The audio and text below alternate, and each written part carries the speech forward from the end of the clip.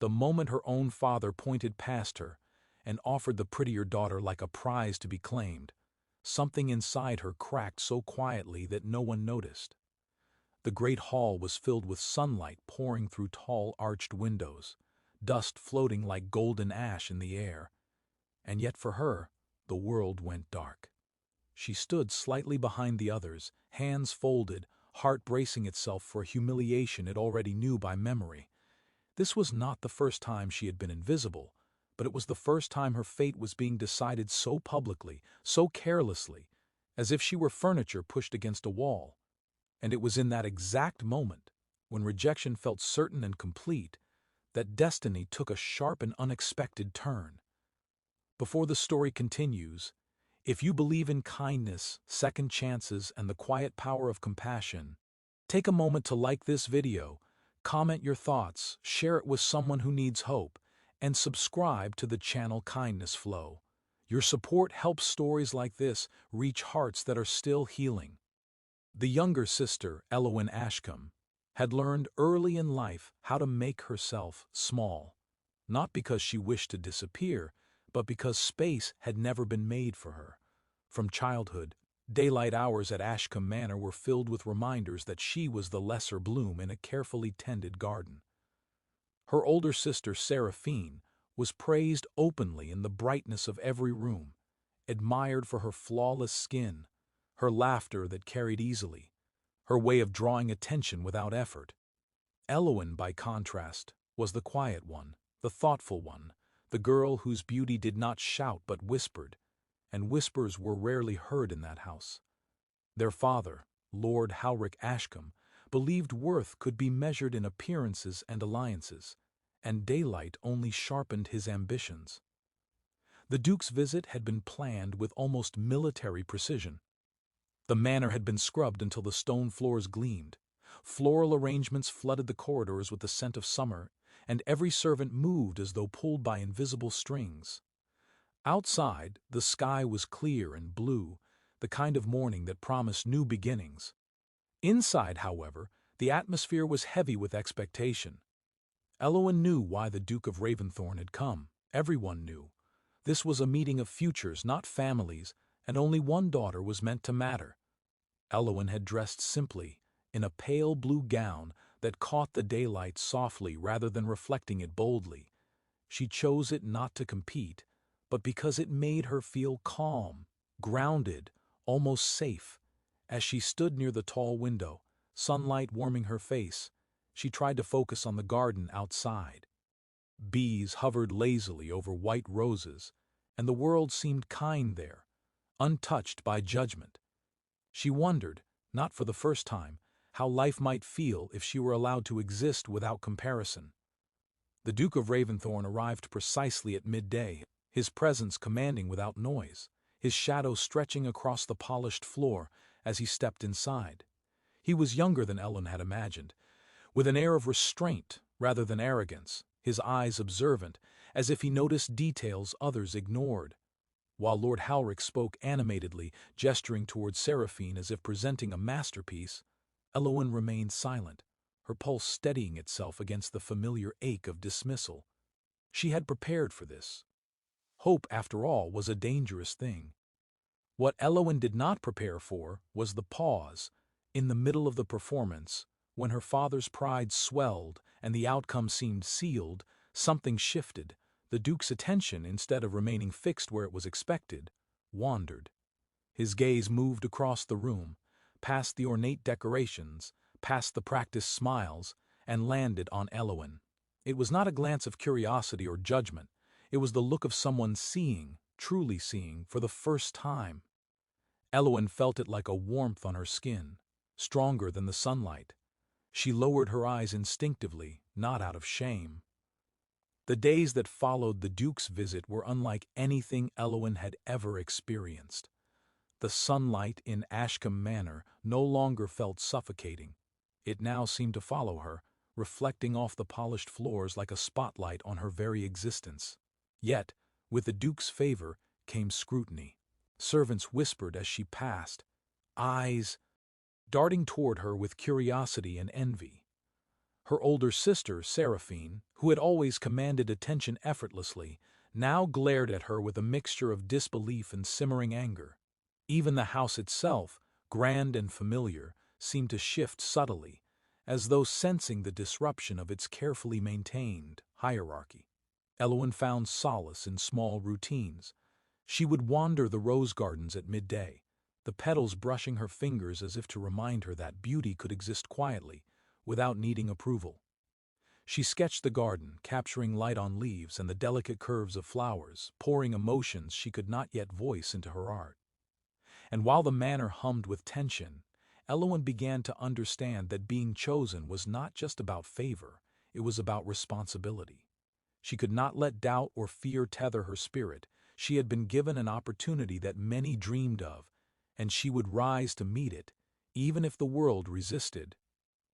The Duke of Raventhorn became a presence in her life, though not in the way others assumed. He was not a man who dazzled with wealth or flattery. Instead, he observed, listened, and respected. Every encounter with him deepened Elowen's awareness that she was valued not for her appearance, but for the subtle qualities that had long been overlooked: her insight, her empathy, her quiet strength. There were afternoons spent walking the estate grounds, discussing books they had both read, analyzing the delicate balance of nature and human endeavor. Each conversation was a revelation, a discovery of a connection she had never imagined. In his presence, she felt not like the rejected daughter of Ashcombe Manor, but like one capable of influencing a future beyond her wildest dreams. Yet the tension at home was palpable. Her father, Lord Howrick, found it difficult to reconcile his pride with reality. For a man who had long measured success by appearances and alliances, Elowen's selection by the Duke challenged every expectation he held. He kept his emotions restrained, masking frustration behind polite nods and tight-lipped instructions. Seraphine, for her part, withdrew into herself initially, then erupted in quiet displays of defiance. She demanded attention, flaunted her beauty in sharper contrast to Elowen's understated elegance, and attempted subtle sabotage, slights that tested Elowen's patience at every turn.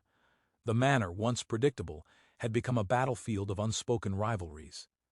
In response, Elowen leaned into compassion rather than confrontation. She forgave slights that might have broken others. She noticed small injustices, correcting them where she could without seeking acknowledgement. Slowly, servants and neighbors alike began to see a different side of her, not the timid, overlooked girl of the past, but a woman who carried herself with quiet dignity, who could navigate conflict without surrendering her integrity. Even Seraphine, though she resisted, could not entirely hide her grudging admiration. Day by day, Elowen's presence reshaped the energy of the house. The Duke's attention, while gentle and patient, was unmistakable. He did not rush declarations of affection, nor did he overwhelm her with grand gestures. Instead, he offered a model of partnership based on respect and shared values, encouraging Elowen to trust in her own judgment. One afternoon, as they walked along a sunlit path lined with flowering cherry trees, he spoke of the future, not as a matter of strategy or power, but as a canvas waiting to be painted. In that moment, Elowen realized that being chosen did not mean being protected, it meant being recognized, and with recognition came courage she had not yet fully claimed. Despite the weeks turned into months, and Ashcombe Manor began to breathe differently. The sunlight no longer just streamed through its windows, it seemed to linger in corners where shadows had once dominated. Elowen moved through the halls with quiet confidence, her posture straight, her smile natural, as if the world had finally made room for her presence. She had learned that being chosen was not simply about recognition, it was about showing up every day, with authenticity, kindness, and courage. People began to notice, not just the nobility gathered for social appearances, but the staff, the neighbors, even her father, who watched with a mix of pride, confusion, and reluctant admiration. Seraphine's jealousy had not disappeared, but it had transformed. What once had been sharp and cutting now softened into occasional glances of admiration that she tried hard to disguise. Elowen did not gloat, nor did she make her sister feel smaller. She simply continued to embody the person she had always been at heart, thoughtful, strong, and endlessly compassionate. Slowly, walls built on rivalry and resentment began to crumble.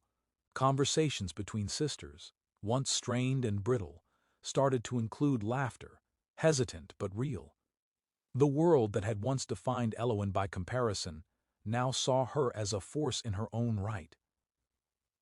The Duke of Raventhorn remained a constant, quiet presence, not overshadowing her but walking alongside her. Their relationship deepened in subtle ways. A shared laugh while walking through the gardens, a knowing look during a crowded gathering, a gentle hand offered when uncertainty arose. He had chosen her, not because she fit a mold, but because she was unafraid to stand in the light of her own value. That recognition, more than any titles or wealth, empowered her. She began to see herself as capable of creating a future that mattered, not just for herself, but for everyone who had underestimated the power of quiet strength. One afternoon, under a brilliant blue sky, Elowen and the Duke walked through the orchard, sunlight dancing across their faces. The air smelled of ripening apples, and birdsong filled the spaces between their footsteps. He spoke not of riches or social status, but of dreams, of building something lasting together, something rooted in respect, trust, and shared vision. Elowen realized that she had grown stronger not because she had been chosen, but because she had embraced herself long before anyone else had. The Duke's choice had validated her, but it was her own courage, resilience, and compassion that made her worthy of that choice. Back in the manor, Lord Halric watched the transformation in his daughter with a mixture of awe and humility. His daughter, the one he had once dismissed as the rejected one, had become the heart of the house, the woman others looked to for guidance, for empathy, for leadership. His pride, once shallow and tied to appearances, deepened into something profound and lasting. The sunlight that flooded the hallways now illuminated her not as a shadow of her sister, but as a woman fully herself. In the final test of this transformation, the Duke's family returned to the manor, not as evaluators but as witnesses. They arrived expecting protocol, expecting charm, expecting performance. But what they saw was authenticity, integrity, and an inner strength that could not be rehearsed. They watched Elowen interact with grace, wit, and kindness, and they understood that she was not simply the daughter who had been chosen, she was the daughter who had chosen herself, every quiet, painful, beautiful day of her life. Seraphine, standing at a distance during the garden celebration, finally smiled without envy. She stepped closer to her sister, offering a gesture of reconciliation that Elowen accepted without hesitation. The sun had illuminated their differences, their struggles, and their unique paths, but it also illuminated the bond that, once nurtured, could endure everything. The sisters stood side by side beneath the magnolia trees, petals drifting, a